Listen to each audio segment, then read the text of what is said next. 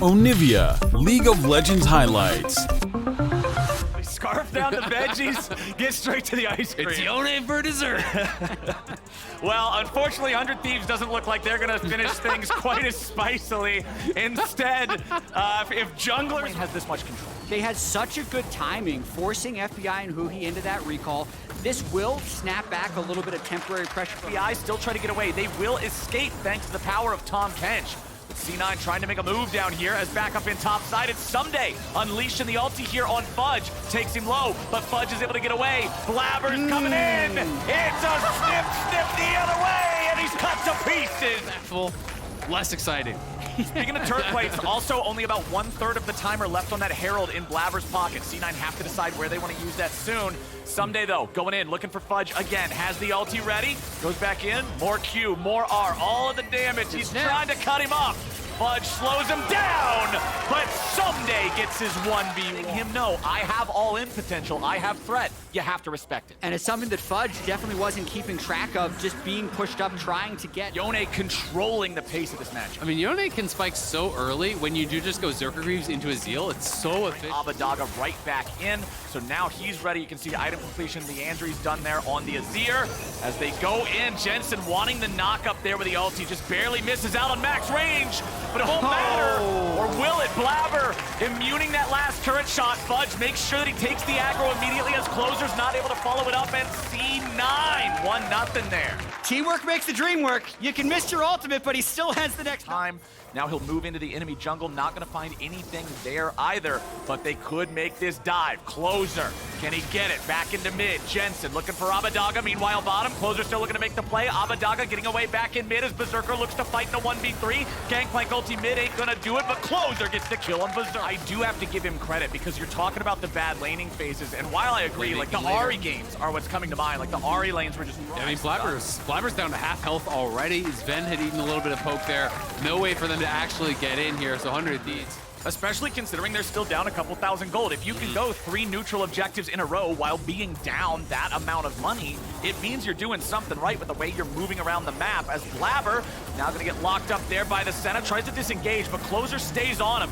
Lands the damage from the E. Blabber with a bit of a late flash. He's still down. 100 Thieves. Fights means a lot too, because then if you do have Yone trying to go in, or a big Gragas coming in trying to take somebody out with a barrel, the ability for Huhi, I think, needs to have a good engage at this Dragon. They have the bottom lane pushed up right now, so let's see what they can do. All right, Abadaga will be a little bit slower to this one than the rest of 100 Thieves. Closer walking closer to him, as now they're turning it back towards Berserker, but Abadaga's gonna be knocked in. There's that Zhonya's I was talking about, but it ain't gonna buy enough. Cloud9, nice pick. Gangplank ulti. Oh, yo, Jensen coming over the wall. Ready to go with the Yone, but he snaps right on back into position. Cloud9 have killed the enemy mid laner. They have lost none of their own men, and they have earned themselves control over this. Able to move to Soul Point here, but at the end of the day, it is just one dragon and the kill and a trade of some summoners on both sides. What are they gonna do? I mean, I don't think they should be that worried. You know, if I'm on 100 Thieves side, I just say, well, you're too far from the Tahm Kench. If I devoured you there, we win that fight, right? And they do have incredible scaling with Azir and Senna, so play it slow. And they catch Berserker out. I asked the question, and 100 Thieves deliver the answer, or do they? They try to go after C9, but it's Closer who's stuck in the stasis and punished. Fudge makes his way in, and they're looking for even more. Nice shuffle shows up, and 100 Thieves is able to fight back. Double kill of it to Jensen. Abadaga in a stasis himself. Someday looking to drain tank. He gets the health bars low, but nobody dies. Cloud9, that is what they wanted right there. FBI just gonna get jumped on by the Yone. A little more damage. There's the proc.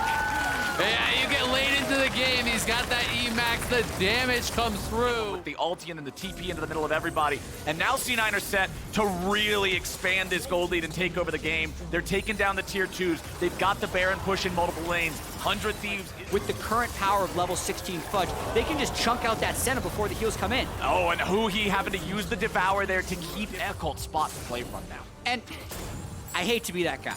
Well, I think it sounds like you're about to be that guy. Yeah, whenever you start that way, you're gonna big. I mean, you see this angle where you think you can get even more, but when you're playing Azir Senna, you honestly don't really have to do anything except kind of just chill and farm. You know, just vibing out.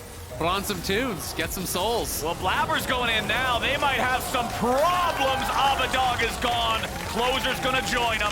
100 Thieves have lost mid and jungle with the remaining players heading for the hills. Guhi takes a little bit of damage. He'll stay alive just fine. Berserker will zone them away as the tier 2 turret falls here in the top lane. C9 just looking to continue this push, Baron or not. Fudge is going to make sure he's got threat in another lane just so they always have multiple things for 100 Thieves to answer, as Berserker and the rest of C9 will now head into the tier 3 top lane. Guhi getting jumped on. Jensen leading the way. There comes your fate seal, but it's not quite enough. Tom Kench, very tanky. Jensen just snaps right on back to the rest of the team, and top lane inhib will fall. And C9 is vibing right now. They're just able to use cooldowns at will with the Zir down and Gwen in the base. There's no damage to retaliate. And still be able to join in the Baron fight if that's what they want to do. 100 Thieves still staying grouped up, seeing if maybe they can find something here. Knocking the Banshee's Veil off of Blabber. FBI stepping up, but he doesn't get caught out by the Gragas ulti here. C9 still looking. Jensen going in. Looks for the Fate Seal. Devour from Huhi, going to keep the 80 carry safe, but Tom Kench himself eating a lot. As Closer goes up into the ulti, trying to stay alive, Jensen finds his way right back into the fight. Some days in stasis, but it's going to be a nice golden tombstone. Berserker gets the kill, and Fudge has zoned Abadaga away. Jensen's unstoppable.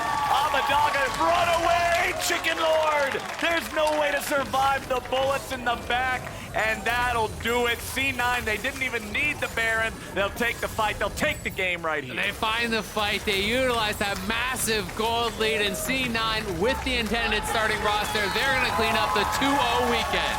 From 0-3 to 2-0, C9 feeling good about that one. 14-3 on the scoreboard. They'll stomp 100 Thieves. Sven back in the LCS still.